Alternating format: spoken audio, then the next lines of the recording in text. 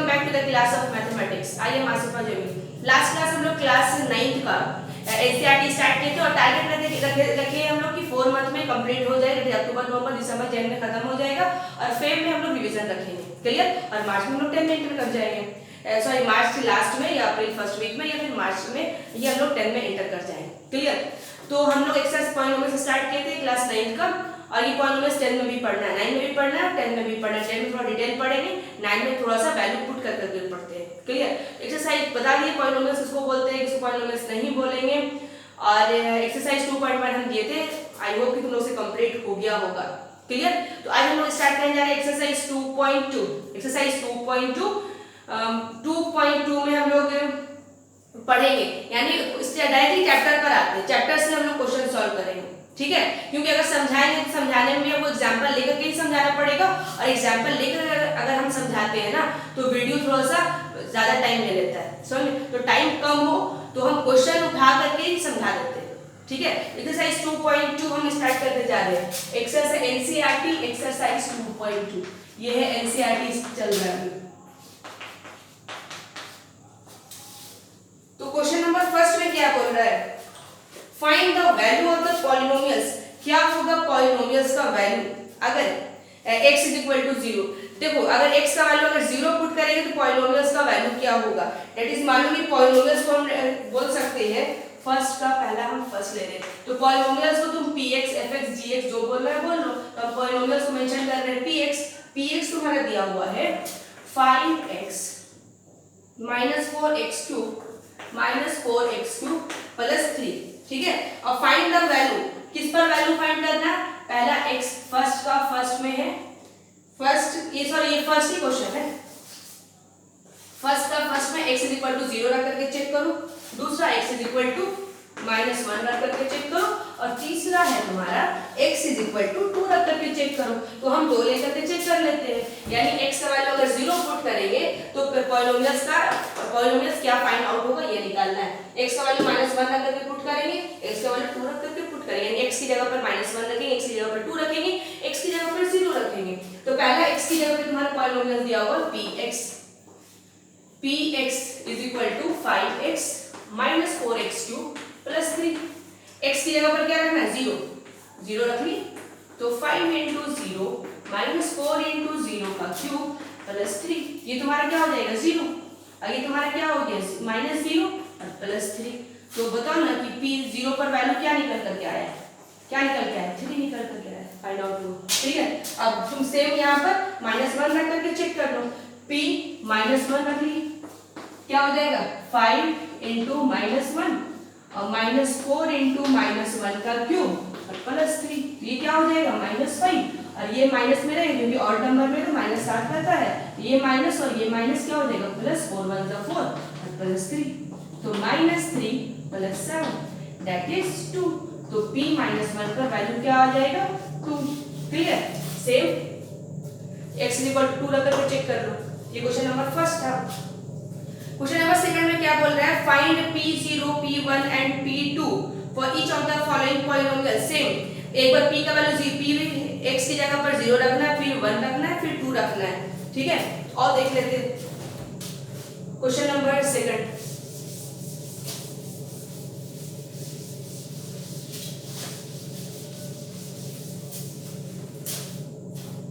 Question number second देखो यहाँ पर जो सॉल्व किए थे, नहीं सॉरी यहाँ पे एक भी 0 नहीं आया था, एक वैल्यू में 0 नहीं आया था कोई भी वैल्यू, तो देख लेंगे आगे। p0 पर चेक करना है, p1 पर चेक करना है एंड p2 पर चेक करना है, और दिया हुआ क्या है फर्स्ट 2 का फर्स्ट में py is equal to y² + y। दूसरा ले लेते हैं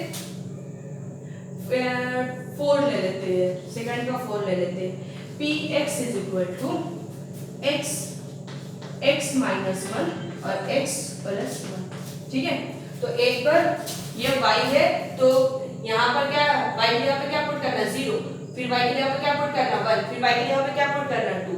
तो एक बार हम ले रहे हैं p0 y की जगह पर 0 पुट किए, यहाँ पर भी क्या करना पड़ेगा 0 का स्क्वायर -0 + 1 दैट इज 0 पर तुम्हारा वैल्यू क्या फाइंड आउट हुआ 1 फाइंड आउट हुआ।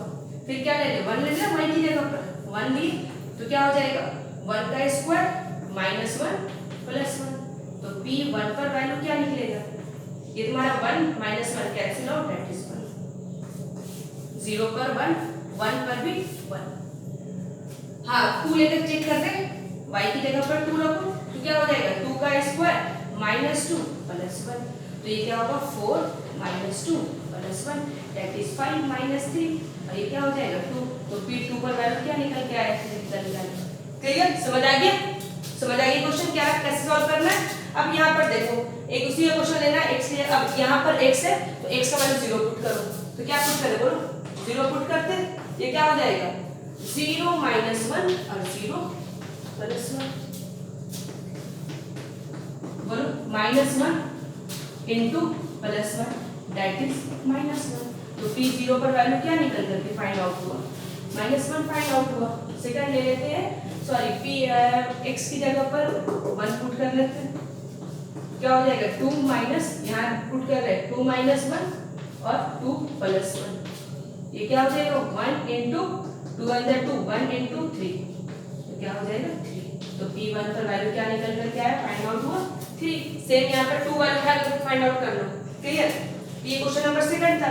क्वेश्चन नंबर थर्ड देखो, verify whether the following are the zeros of polynomials indicate against them. बोल रहा है कि वेरीफाई करो जो ये तुम्हारा दिया हुआ है px is equal to 3x plus 1 and x का वैल्यू -1/3, यानी जब x का वैल्यू -1/3 अगर पुट करके देखेंगे कि px अगर 0 आ जाता है वो तुम्हारा क्या हो जाएगा, वो उसका जीरोस होगा, अगर इक्वल टू 0 नहीं आता तो उसका जीरोस नहीं होगा।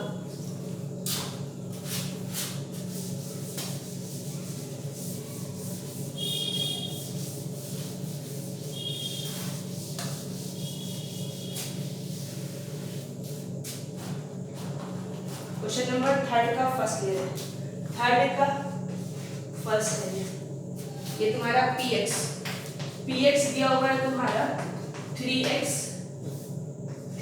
प्लस 1 और x का वैल्यू है, x का value -3/2, x is equal to -3/2, यानी x का वैल्यू अगर -3/2 px में अगर पुट करेंगे तो px अगर 0 आ जाए, px अगर 0 आ जाए यानी px इज इक्वल टू 0 आ गया तो वो उसका जीरोस होगा, यानी 1/3 इसका जीरोस होगा। यानी जब इसको सॉल्व करके देखेंगे तो x का वैल्यू 1 आना चाहिए। तो आप पहले इधर से सॉल्व करके देख लेते हैं, सॉल्व करके देख लेते हैं। तो 3x प्लस 1 इक्वल्स टू 0, तो 3x इज इक्वल टू -1, तो x इज इक्वल टू -1/3। हाँ ये जो है x 1 इसका जीरोस है जीरोस। अब अगर यहाँ से सॉल्व करके 3x प्लस 1 को सॉल्व करके क्या लाए, -1/3 लाए। अगर x का वैल्यू -1/3 इस इक्वेशन में पुट करेंगे वो इक्वल्स टू अगर 0 आ जाएगा वो उसका तुम्हारा क्या होगा, जीरोस होगा। अगर इक्वल्स टू जीरोस नहीं आया तो उसका जीरोस नहीं होगा। तो और यहाँ से हम यहाँ तो देखेंगे हम क्रॉस सॉल्व करके, अभी आप x का वैल्यू क्या पुट करना है -1/3, तो p -1/3 is equal to 3 into -1/3 plus 1 that is 1 into 1 -1 plus 1। तो p -1/3 पर जो वैल्यू निकल कर के आ रहा है क्या है, p -1/3 पर जो वैल्यू आया वो क्या है, 0 आया। तो लिखेंगे yes -1/3 is the zeros of px। Clear, समझ आ गई, क्लियर हो गया। तो क्वेश्चन नंबर, सारा क्वेश्चन तो सेम है, इसमें कोई बताने के लायक है नहीं। अब एक और देख ले, क्वेश्चन नंबर थर्ड देख ले, क्वेश्चन नंबर थर्ड देख ले, इसी का देख लेते हैं, थर्ड देख लेते हैं। सेकंड में x की जगह पर 4/5 पुट कर देना, ठीक है 4/5। और थर्ड देख रहे हैं इसका px is equal to x square -1 और x का वैल्यू जो है x is equal to 1 and -1। तो अगर क्रॉस देखोगे सॉल्व कर करके तो इसको सॉल्व करोगे तो ये क्या है, x स्क्वायर -1, इसको लिख सकते हैं 1 का स्क्वायर करें तो दिक्कत नहीं करेगा, तो क्या होगा a प्लस b और इनटू a माइनस b। तो यहाँ से अगर करेंगे तो x plus 1 is equal to 0 and x minus 1 is equal to 0।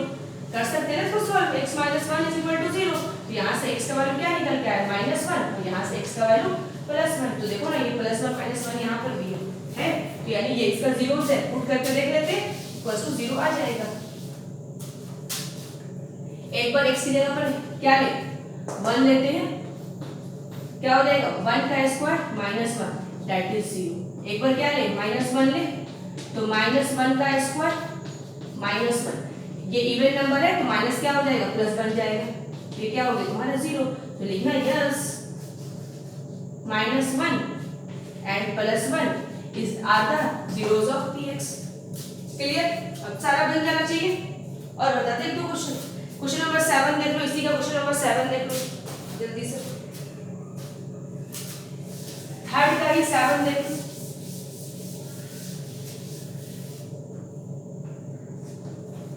Third का 7 px is equal to 3x square minus 1, x is equal to -1 by √3 and 2 by √3। उठाओ value, एक बार क्या ले -1 by 3 p -1 by √3 तो 3 into -1 by √3 का whole square -1 तो 3, ये तो इवन नंबर है तो माइनस तो पहले खत्म हो चुका, तो 1 1 जा 1 √3 into √3 क्या हो जाएगा 3 हो जाएगा। 1 -1 दैट इज 0। तो ये तुम्हारा क्या आया -1 by √3 पुट किया तो क्या आया 0 आया।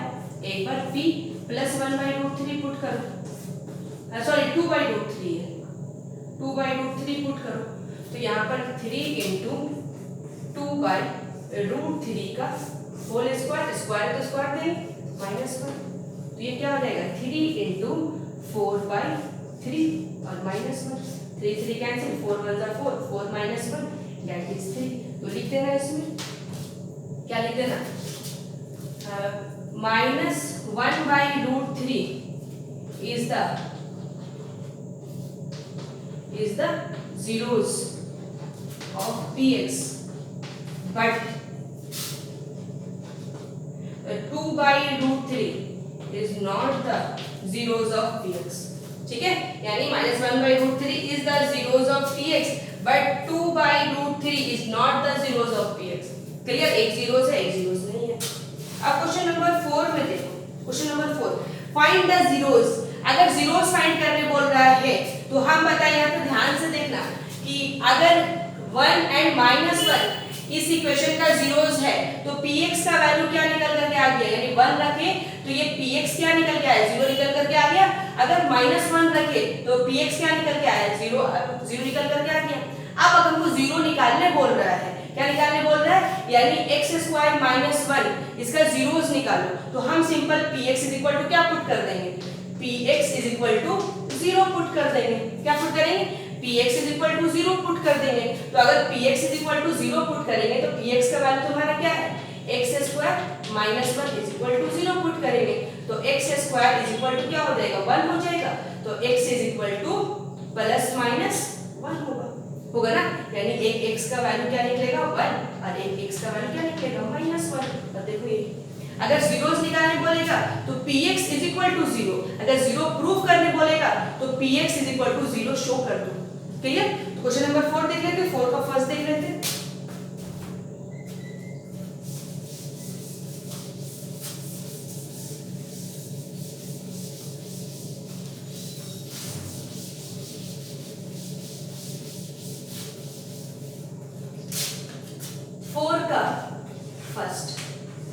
क्या है तुम्हारा px = x + 5। अब जीरोस निकालने बोल रहा है तो हम सिंपल px = 0 पुट कर देंगे और px का वैल्यू क्या है x + 5, तो px की जगह पर x + 5 = 0 तो x क्या होगा -5 हो गया, 0 निकल के आया। हाईएस्ट पावर कितना था 1 था, हाईएस्ट पावर 1 कितनी है तो कितना जीरोस निकला, एक जीरोस निकला। ये क्वेश्चन नंबर 4 का फर्स्ट था। क्वेश्चन नंबर 3 देख लो, 4 का 3 देख लो, px = 2x + 5। जीरोस निकालने बोल रहा है तो px क्या शो करो 0 दिखा दो, सॉरी px = 0 कर दो, तो px का वैल्यू क्या है 2x + 5 = 0। तो 2x = -5, x = -5/2। क्या निकला x equal to -5/2। Highest power क्या था 1 था, कितना रूट निकला, एक रूट निकला। तो हम बता चुके थे हाईएस्ट पावर 1 होगा तो मिनिमम एक रूट निकलेगा, हाईएस्ट पावर 2 होता है तो मिनिमम 2 रूट निकलता है। अभी इधर सॉल्व जो किए थे वो x² -1 था, उसका रूट क्या निकला था, एक -1 एक +1, दैट इज हाईएस्ट पावर 2 था तो कितना रूट निकलेगा, 2 रूट निकलेगा।